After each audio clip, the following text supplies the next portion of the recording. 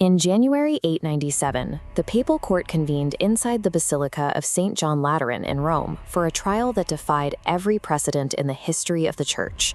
In the center of the room, the reigning Pope, Stephen VI, shouted accusations at the defendant. But the defendant couldn't answer.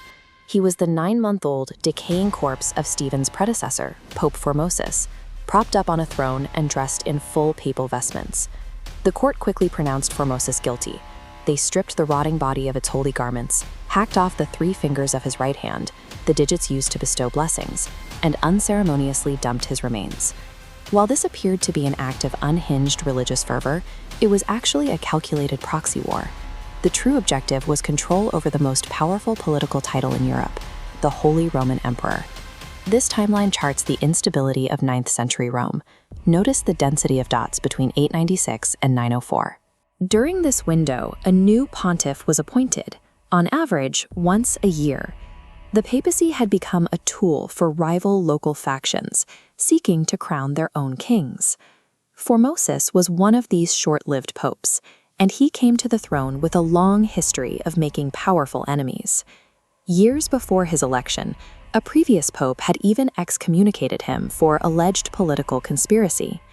Once in power, Formosus created a dangerous political triangle. He publicly crowned Lambert from the powerful Spoleto family as co-emperor of the Romans. But shortly after, Formosus turned and secretly invited a rival Carolingian king, Arnulf, to invade Italy and seize the crown. Arnulf's invasion succeeded, and Formosus crowned him emperor. Then, shortly after the coronation, Formosus abruptly died, leaving Rome completely divided. His death created a power vacuum. 2 heavily armed dynasties claimed the exact same imperial throne, and the man who authorized both was in the ground. The Spoleto family acted quickly. They violently retook Rome, installed their own pawn, Stephen VI, as pope, and immediately exhumed Formosus to convene the Cadaver Synod. For centuries, historians argued that Emperor Lambert ordered the trial as an act of pure, petty revenge against Formosus for the betrayal. Modern scholarship suggests a different culprit. A year after the trial, the records of the Ravenna Council reveal a detail that complicates that revenge theory. Historian Joseph Duer identified a contradiction in those records. At that council, Lambert actively approved the official decree nullifying the Cadaver Synod. If Lambert had truly been the mastermind behind dragging a corpse into court, he would not have endorsed its condemnation. Guy IV of Spoleto masterminded the event after spotting a specific mechanism in canon law. He realized a guilty verdict for Formosus triggered a chain reaction. Under canon law, if Formosus's papacy was declared legally void, every official action he took never happened. The coronation of the rival Carolingian emperor would be legally erased. The trial of a dead man's soul served as a smokescreen. The Cadaver Synod was a legislative maneuver designed to strike a rival dynasty's claim to the empire from the record. The maneuver backfired.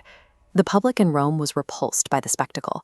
When Formosus's waterlogged corpse washed up on the banks of the Tiber River, rumors spread through the city that the body was still performing miracles.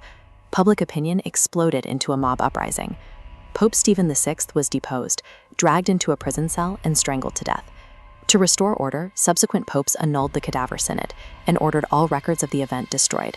Formosus's body was recovered and honorably reburied in pontifical vestments here at St. Peter's Basilica.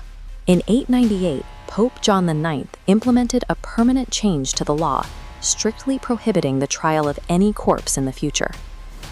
The trial reveals what happens when the law is treated as a blunt weapon rather than a set of rules. In 897, the Church's own statutes were twisted to reach into the past and erase a political rival, proving that in the battle for Rome, even the grave provided no sanctuary.